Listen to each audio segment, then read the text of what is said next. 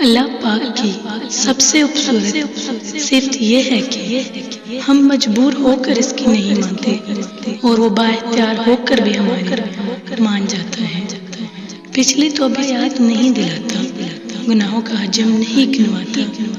رد نہیں کرتا، وہ نیت کو پڑھ لیتا ہے، ندامت کو دیکھ لیتا ہے، بندگی کو بانپ لیتا ہے،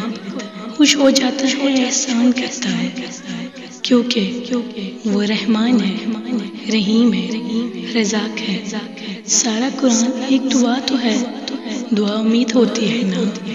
ہر چیز کے لیے دعا ہے، تو اس کا مطلب یہ ہے کہ اللہ ہر مشکل میں ہمیں امید بھی دے رہا ہے۔ یہ مجھے سب سے اچھی چیز لگتی ہے قرآن پاک کی کہ ہم کبھی نا امید نہ ہوں،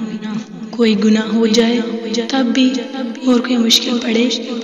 تو تب بھی، کیونکہ اللہ سب کچھ کر سکتا ہے اور وہ سب کچھ بہتر جانتا ہے اور وہ بہترین کرنے والا ہے۔